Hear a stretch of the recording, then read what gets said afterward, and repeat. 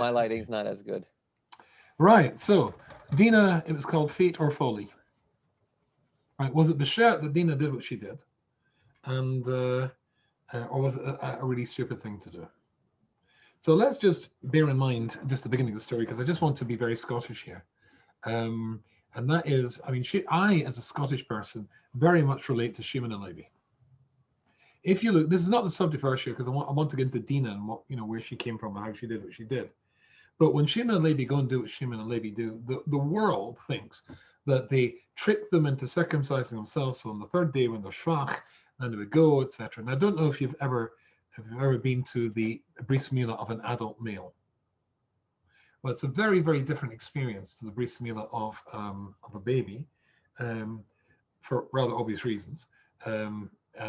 Usually, of course, babies heal incredibly quickly. But for an adult, the stitching, there's probably about 21 stitches, incidentally. I've attended many of them. Some of my university students had come over from Russia when the USSR collapsed and hadn't bris milah, and I arranged for them to have bris milah. And it's an hour-long operation, fine. But the truth of the matter is, by the third day, they're hardly so incapacitated that they can't pick up a sword and defend themselves. This is nonsense in the extreme. But if you look very, very carefully at the story, Dinah's rape, we'll get into that more in a second, but then when all the brothers confront the rapist and her father, then and they see the son seems to be contrite and claims that he wants to do anything in order to marry the girl. They said there's two conditions.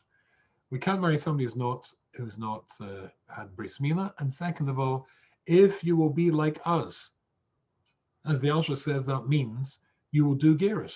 If you're willing to be Magar, that's fine. If you look very carefully, when the son and father go back, they say, these guys are okay. You don't have to worry. It's not war. All we got to do is bris milah, and we'll make a fortune out of these Jews. Not only that, it says very, very cleverly, it says, we'll take their daughters and we'll give them ours. It doesn't say, and they'll take ours. It said, we'll take their daughters and we'll give them ours. We'll take the beautiful ones and give them the ugly ones. Ha ha ha. But it doesn't say they're going to give up Avodah Zarah, and they had no intention of giving up Avodah Zarah. You can look at that in Psukim. 3 days afterwards, 3 days as a chazaka, no change. And bear in mind, no change. Now, I don't know about you, Chaim, but if my sister had been kidnapped and raped by some guy who was still holding her in his house or wherever, and after the negotiations, after 3 days, had not kept the conditions, I would very happily go along with a sword and get her back. And anybody that stood in my way would feel the sharpness of my blade. And that's the important point. Why did they kill them? Because when after 3 days they see that they've broken, they don't go to kill them, they go to get back Dinah, and the people of the city rush to defend this mamzer and his son, who are still kept my sister there. They have to kill everybody to a man in order, including Shem and Hamor, in order to get Dinah back again. That's the first. I just wanted to get that off my chest. That's just the Scottish bit of the shir. Okay. So if you remember, I don't know if you've got a chumash to hand. You want to get a chumash? I haven't prepared. You don't actually need it. I can do this bit. I can do this. We read about this in Parshas Vayishlach. And Vayishlach, it says the following thing: "V'teitze Dinah bas Leah, asher yolda leYakov, lirois b'menaisa oretz." I suppose really we have to start at the very, very beginning. And that is, Abby's joined us. Hello, Abby. Hi, how are you? Good evening. Good evening. How are you? I'm quite well, thank you. Have Yossi with me as well? Sorry? Have Yossi Silverstein with me as well? Yeah, you're breaking up a little bit as well. The connection's not so good. But anyway, as long as you can hear me, I suppose that's the main thing. Okay, so it says in the beginning of Parshas Vayishlach, it says, "V'teitze Dinah bas Leah asher yolda leYakov lirois b'menaisa oretz." Dinah, very interesting. Bas Leah is called the Bas Leah, who was born to Yakov, lirois b'menaisa. She went out to see the daughters of the land. Rashi says, Bas Leah, v'lo Bas Yaakov. Ella Alshem Shiatsiasa Nikros Bas Leah. Because she went outside, she's called the Bas Leah. She'av he had said it because Leah also went out. And that was, of course, after the negotiations of Rachel that she would be with Yakov that night. And remember the whole Dedoim thing, all that business there. Then she went out to greet her husband and bring her in. So she went out, and they went out as well. A word about going out. Even in today's utterly mad world, when this whole big thing about men claiming that they're women, and apparently they need no surgery. They just claim they're a woman and that's it. The whole nonsense comes unstuck when it comes to sports. And indeed, there was a woman I heard on the radio the other day saying she was a boxer, an Olympic boxer, and she was having to compete against a man who was simply saying he was a woman, and she had to recognize that. And he nearly killed her. She'd never been hit so hard in her life. The average man is obviously much, much stronger than the average woman. In a fight, unless a freak thing occurrence takes place, he's going to win. And I'll tell you the story, which maybe I shouldn't, but many years ago when I was the campus rabbi, which I, as you know, for the 14 universities of the northwest of England, and one day I was coming out of Manchester University. There was a road and in a large field, looked a bit like 2 soccer fields, that separated the university from Hill House, which is where I had my base. And there was a young lady, I can't remember who she was, the details. I do remember she was a very attractive young lady. She was studying medicine. That bit was in my mind. And she was already started to cross this field. She was halfway across and walking at an angle, and she didn't see that behind her there was a group of about 6 black teenagers who were making a beeline straight for her.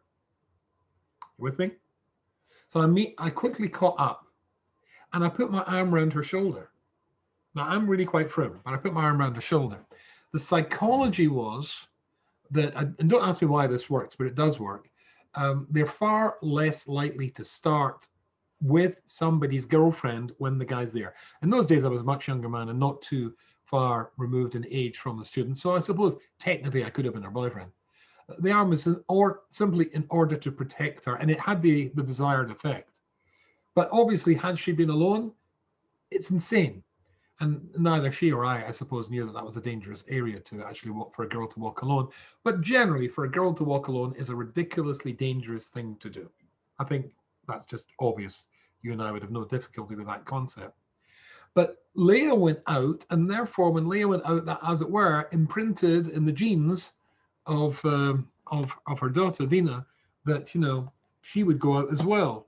And that takes us really to the topic. So let me finish that Rashi. Leahs, he it says how you saw. She also went out. She never says to Leah lacrosse. She went out to meet him. So the topic of our share tonight is: was Dinah fated to make that mistake? Was it fate or folly? So the Medrash Rabbah takes what Rashi says and says it much more stark terms. Listen to this. Medrash Rabbah, V'tetza Dinah bas Leah. The Pasuk in Cheskel says, Hine kol hamoshel alecha yimshol lemor ke'ima bita. The people who like to use parables and moshels often say, like mother, like daughter. Like mother, like daughter. Omer lehem v'tetza Leah. That means Leah went out, likrosai, to meet her husband. Listen to this. Yotzoas mekushetes kazoina. She went out wearing jewels and making herself look beautiful, like a zoina. Therefore, lefichoch tetze Dinah bas Leah, and that's why Dinah went out as well. That's very damning language. That really makes, first of all, I don't know how the Medrash says that, but Leah Imena, and how you can say that automatically means that walking in her footsteps would be Dinah. However, there is something to consider which justifies that approach, and we've talked about this in the past. Reb Chaim Volozhin famously points out that in the I think it's the 3rd Mishnah in Perek Hey of Pirkei Avos, it talks there about 10 generations from Adam to Noach and 10 generations from Noach to Avram. And then after that, it says there were 10 tests which Avram was tested in. Sorry, No, then it's, that's right, 10 tests which Avram Avinu was tested in. So again, 10 generations from Noach to Avram, and then it says 10 tests which Avram Avinu was tested with. So it adds the word Avinu. So Rechaim Volozhin in his Nefesh Chaim, his commentary Pirkei Avos, says, why does it change it to Avram Avinu? And he says, because Avram Avinu passed these tests, that created a change within him, which was fundamental and would be passed on to his children, as it were, imprinted in their DNA, that would become their defining character traits and nature. For example, the fact that Jews were willing to give up their lives over the centuries to die rather than give up their religion, that we got from Avram Avinu's willingness to throw himself, or to allow himself to be thrown into the furnace at Ur Kasdim. The fact that Jews are willing to give up very nice livelihoods, wealth, 2-3 car garages and homes, in order to go and live in a little apartment in Harnoff and take a huge wage cut and start struggling and travel by bus, that came from Lech Lecha Avram Avinu passing that test.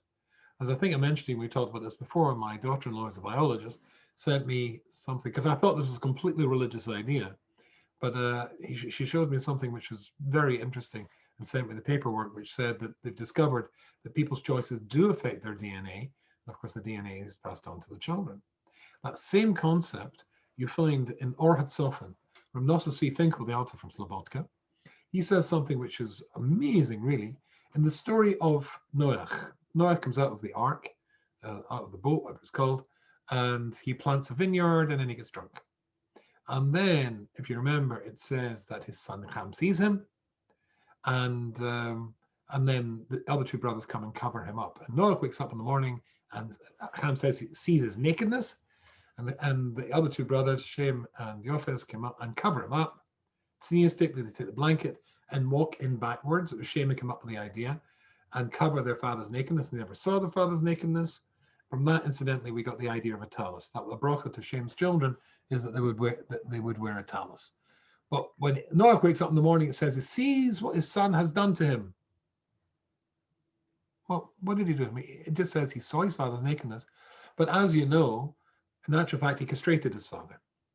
Or if he wasn't a complete castration, he did something that would stop his father ever having another child. Apparently, because I'll say he made a kal v'chomer. If when the world only had 2 sons in it, that was Cain and Hevel, then look what blows they came to.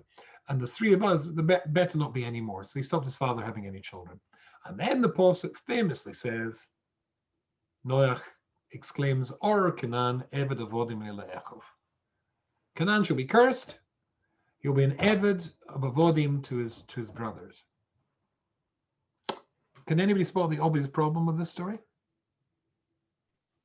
What did Canaan do? Yeah, what did Canaan do? It says that Ham was the one who did what he did. And Ham's son is Canaan. But why on earth would a grandfather curse his grandson who was guiltless? It's the exact same concept, that a person could do something which is so critical and so crucial that it changes, as it were, the DNA, and it's going to be passed on to his children. And says Nossos V. Finkel, and that does not mean, which the Christians took this to mean by simply reading the Chumash without a parish. And as I've told you many times before, if somebody points to something in the Chumash and tries to suggest that that's what the Torah says, your reaction should be, what's the Chumash got to do with Judaism? Once the Chumash has been distilled and explained through the Torah Sheba'al Peh, then we've got Judaism. But if you just take it at raw value, an eye, for a tooth for a tooth, that's not what it means. But the Bible says so. The Chumash says so. Who cares about that? What's the Chumash got to do with Judaism? The Christian church took this posuk, Eved Avodim Le'echov, to be, and to suggest that he would be indeed an Eved, and they were fated to be slaves. He says that's not what it means. It means that as a result of what Ham had did, his son Canaan would be blemished or would be flawed. There would be a pagam in him, which simply means he needs more help to overcome it. That's all. But here, at least in these 2 examples, we see the idea that something which has already been established in a previous generation can be passed on to a future generation. So Leah did go out. Even The Alshich is going to dispute this very strongly, incidentally. But Leah did go out. But Eina Doima, says the Alshich, she went out to meet her husband. right? Not a young girl going out on her own. And this was the Shem Shemaim. She wanted to fulfill the number of children that he was supposed to have in order that be Yud Be Shvatim. That's very different again. In a dime, you're comparing. What's the phrase?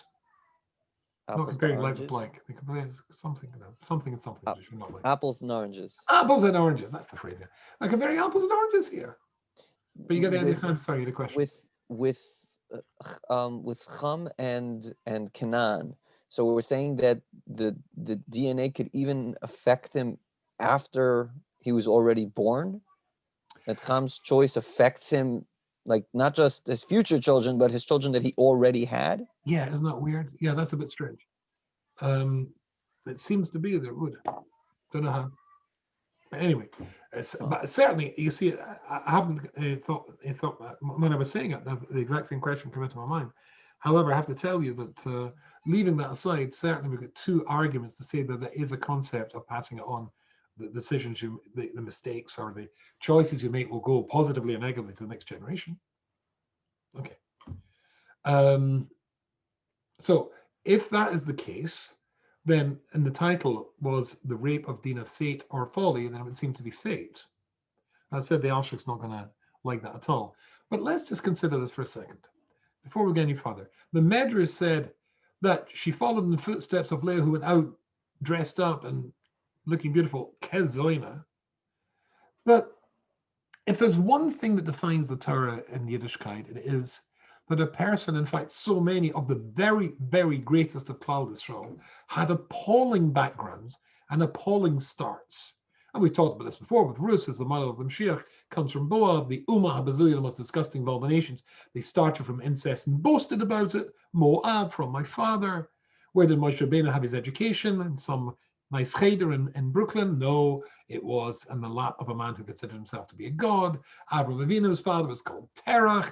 Rivka, Rachel, Leah, the fact that it came from a family of absolute cheats and murderers and horrible people. V'chulu, v'chulu, v'chulu. And how about when it says, when Leah went out, she went out kezoina, and therefore that transfers itself somehow or other to Dinah.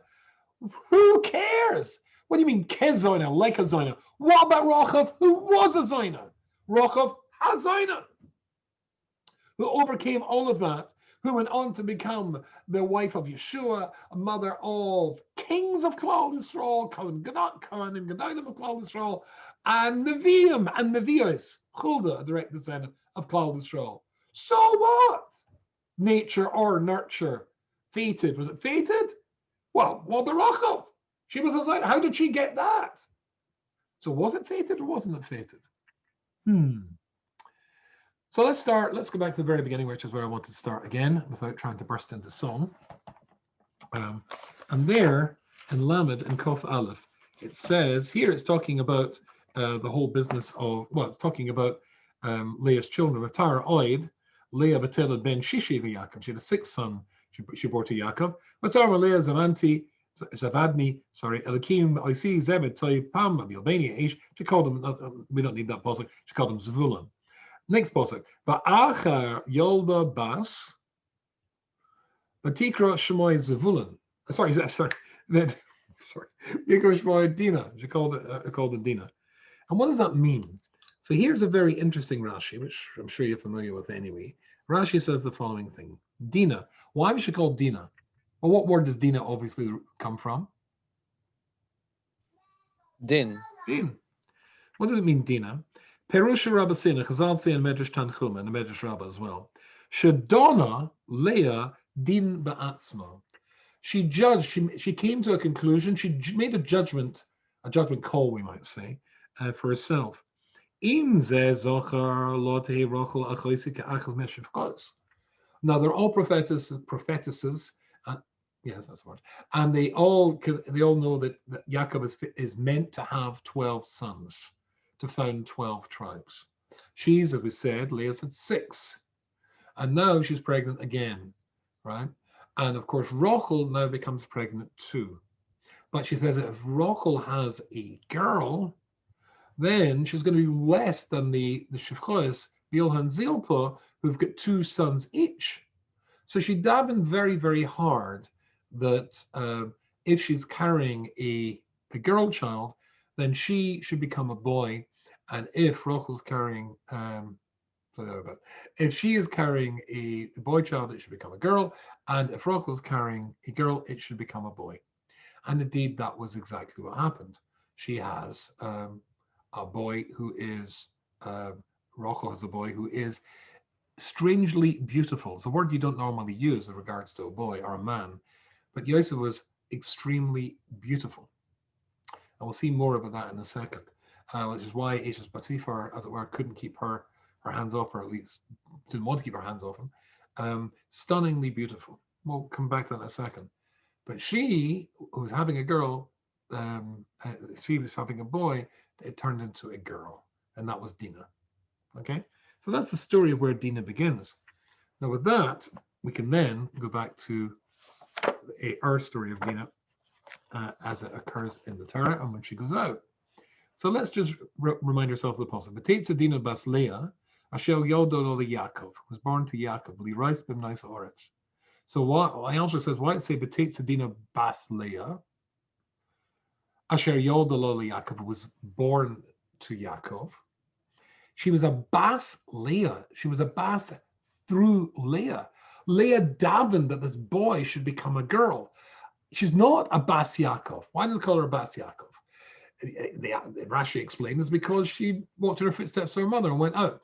But the Alshich says she's called bas Dinah is because simply when she was conceived, Yaakov conceived a boy. But she davened for her to become a girl, so she's a bas Leah. She was a bas Leah, but Yolda Loli Yakov, but who was born to Yakov, but Yakov conceived a boy. And the Alshich says something very interesting. So now we turn to the Alshich, which I'm sure you knew that we were going to do that. And he says this, he's just totally unhappy with this explanation that we've had before of her being faithful to go in her mother's footsteps, and says the following thing. I'll read a bit to you.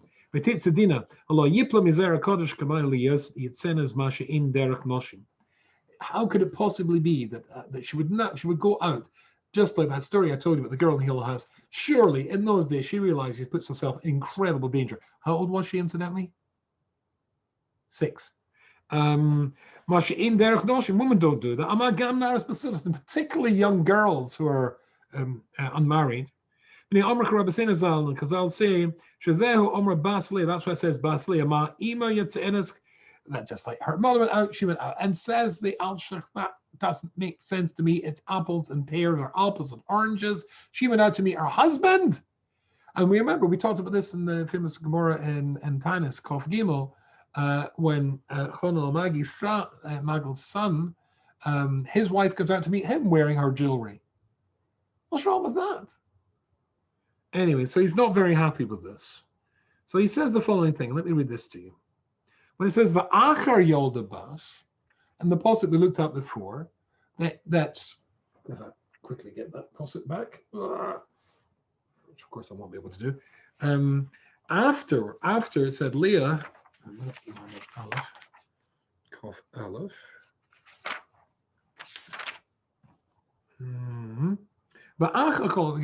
Afterwards, it means when she came out, she was a girl, but she was originally a boy. So therefore, he says, she was originally a boy that Leah was carrying. But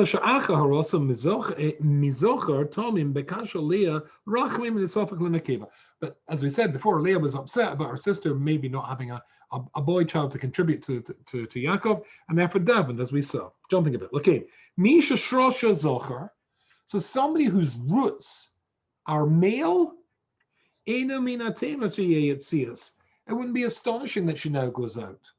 Girls wouldn't go out, but suppose you've got a tomboy streak, comes from the fact that you used to be a boy, or your roots were as male, then you maybe feel more confident of going. Because men commonly go out, so that's why she would go out, missing a bit. Tamshani, a second reason. She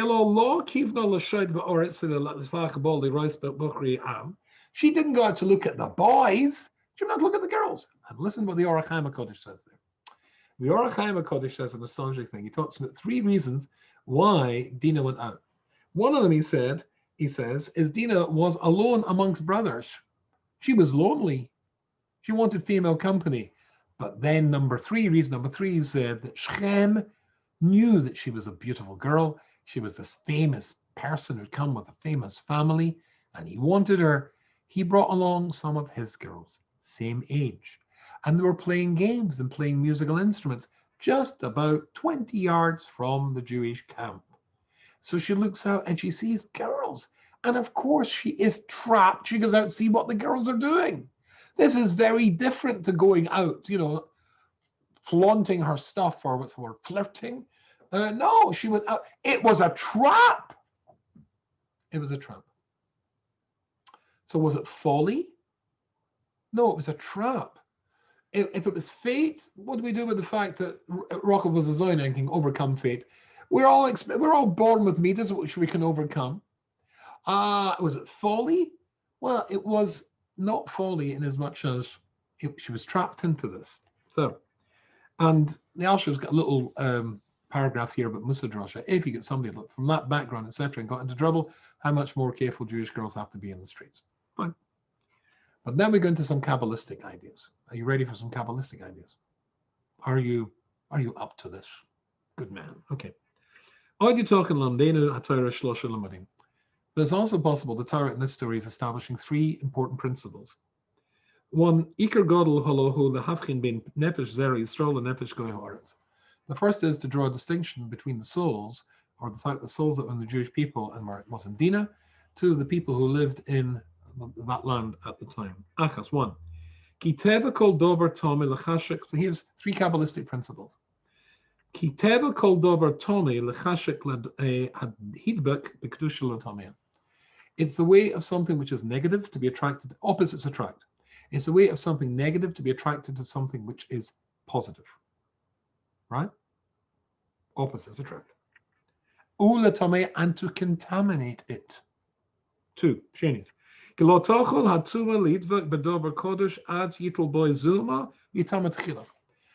Tuma cannot attach itself to something which is Kodesh because they're totally opposites until, as it were, it establishes a beachhead or establishes a bridgehead, I think I should have said, or some sort of a thing to connect to. I don't know if you ever stuck 2 surfaces together using a glue, and it wants you to smear some of the glue on one side and let it harden, and then glue the other side, and then put them together.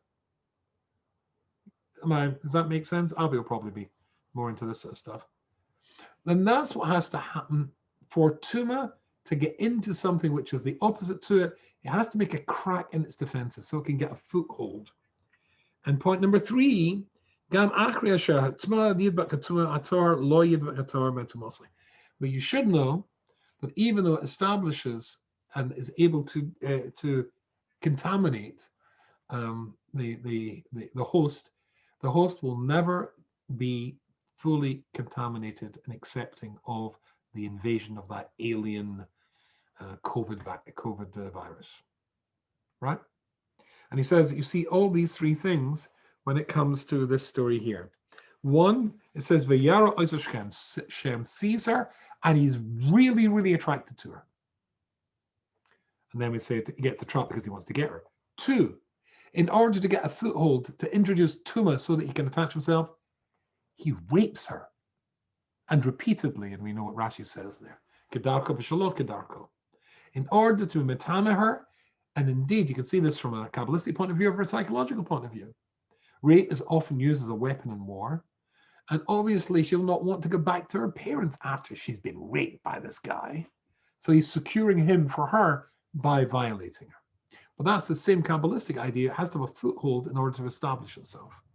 And the third thing is that don't think, as we said before, that once it's contaminated, then that's it. It's taken over. It's like the vampire or the werewolf. Once the bite, you become the vampire too. You become the werewolf. Not at all, because the posuk says that afterwards he loves her, but it doesn't say that she loved him. The Alshich is very reluctant to accept, therefore, this idea that Dinah did something wrong or even that Leah did something wrong. Not at all. But she did succumb physically, even though emotionally, romantically, she didn't in any way succumb and feel affection and want to be with this man. Despite that fact, she did succumb physically. She became pregnant. And she became pregnant and had a daughter. Does anybody know what the name of the daughter was? What was Dinah's daughter from this pregnancy? No? Osnas. Osnas. Does that ring a bell? Osnas? Who have you heard the Osnas name bas Osnas? Potiphera. Yeah, Osnas bas Potiphera.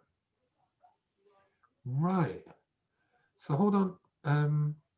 Osnas was either Dinah's daughter or she was Ashes Potiphar's daughter. Which one was it?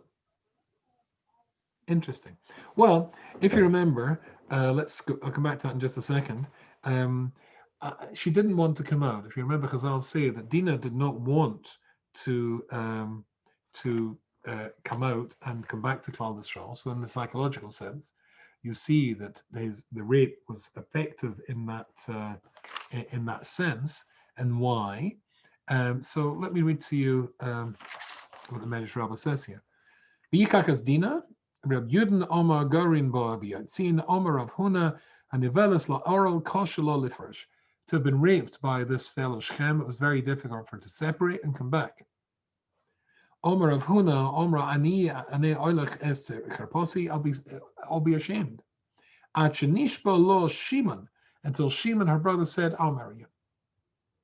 And he took her. How to accept? It says, Bereshis V'Shol ben Akananis, ben Dinah Shnivla Lechanani.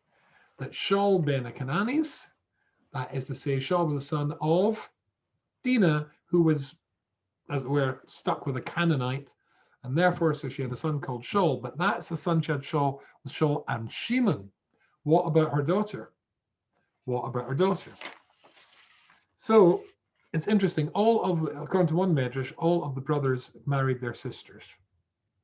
Right? They were born with twin sisters, and according to one opinion, not all of the opinions, other opinions said they found women and would marry them, but they had twin sisters. There was no physical or psychological or emotional reason why not before the Torah was given. Except one of the brothers. One of the brothers did not marry his twin sister. I thought they married each other's twin sister, not their own. Oh, okay, fine. That makes sense. You can't marry your sister from your mother. You can marry the sister from your father. Yeah, before the Torah was given, all bets are off, sort of thing. Like you can't marry two sisters, and Yakov did. But a non-Jew, because a non-Jew can't marry his sister from his mother's side either. So they weren't. So I think your explanation is absolutely Gavaldic. I haven't had that before. They married. Okay, Gavaldic. Which one didn't marry his a twin sister? Let's call it that. Yosef? Yeah, Yosef. Who did he marry? Osnas. Osnas. He married his niece. So listen to this. This is the Alkut Shmoni. So what happened? This is a bit difficult, but here we go. So he slept with her. Of course, from Bir Rishoni, you're not going to become Muberis, but as I said to you before, I think it's before Abby joined us, that those days which she was kept in confinement away from her family, it would be a bit too much to assume that he didn't rape her several times. Anyway, she becomes pregnant, and she gave birth to a daughter called Osnas, or who would be called Osnas. Well, Amra ben Yakov Laharga, and the Bnei Yaakov wanted to kill her. Amra, they said, Yomer bekol ha'aretz sheyesh bas znus ba'ali Yaakov. Could it be acceptable that there is a daughter of znus in the house of Yaakov? Maaseh Yaakov, what did Yaakov do? Kosav al tzitz shel Zohav, he wrote on a little gold plate, Shem HaKodesh, the name of Hashem, whichever one that is, Patala al Tzivorov, and he put it in a chain or a rope around her neck, and sent her on her way with this mystical thing around her neck. And everybody looked to Hashem. V'yard Michael HaMalach, and he sends Michael HaMalach v'notla, and he took her v'harida leMitzrayim, and he took her down to Mitzrayim, lebeisa shel Potiphera, to the house of Potiphera, sha'isa Osnas roy Yosef, so that Osnas would be roy for Yosef. Because the wife of Potiphera was a Korah, could not have any children. But Gedolah also the Kabas, and she brought her up as a daughter. But Loka Yosef Leisha, and that's why Yosef took her as a wife. But more than that, from the Bali Toisis, listen to this. Osnas, Nosas Kadesh Yilshan Alov Potiphar Shehu Eved. That Osnas, excuse me, then the reason that she married him, was so that that her father should not think of him as being an Eved or a dirty Jew. Because it says that Hashem put a kamiyah, interesting. The Bali Tosa say a kamiyah. Before we said it was a plate of gold, but so around her neck. And she threw it. Because she Yotza Yosef at Eretz Mitzrayim. When Yosef was now the king of Mitzrayim, Yotza Abanois would call Echad Zorka Loi Chevetz Oy Ktich Tachit. I'm afraid they do that today at pop concerts. The women throw their clothing at these pop stars. But as we said before, he was so beautiful that the women were driven mad by his beauty, and the women threw their jewelry or items of their clothing at him. In other words, take me. Bezu Zorka Kamia. But Osnas threw this gold plate which Yakov had written for her. And also, now he knew who it was. Aha. And she went on to become the wife who produced the two sons, who become two Shvatim of Klal Yisrael. It's interesting, I just thought about this today. When the brothers come down to Yosef and confront Yosef in Mitzrayim and find out that it's Yosef after all, they're confronting somebody they wanted to kill. And then you find out that he's married to his niece, their niece, whom they also wanted to kill. That rather alters the whole story. But in this story, we see a vindication of the point which I was making before. If the Medrash says very, very starkly that she walked in the footprints of Leah, who dressed like a Zoina, what does that mean? Because Rachel was a Zoina, and look what she achieved. And it's Osnas that was rejected by her brothers, and Yakov had to evacuate her, or Hashem had to evacuate her. Look what she achieved despite being brought up in the house of Parai. The background of a person, the whole story of Yiddishkeit, is stories of people one after the other who came from appalling backgrounds, and appalling stories happened to them even as little children, and did not walk in the same path, but went on to build a path to greatness. Shkayach. Okay, I shall see you later. Have a good night. Show or whatever. You wanted you wanted something about for the show directory. I must be in touch. Oh. Yeah, Shikayach. Good night.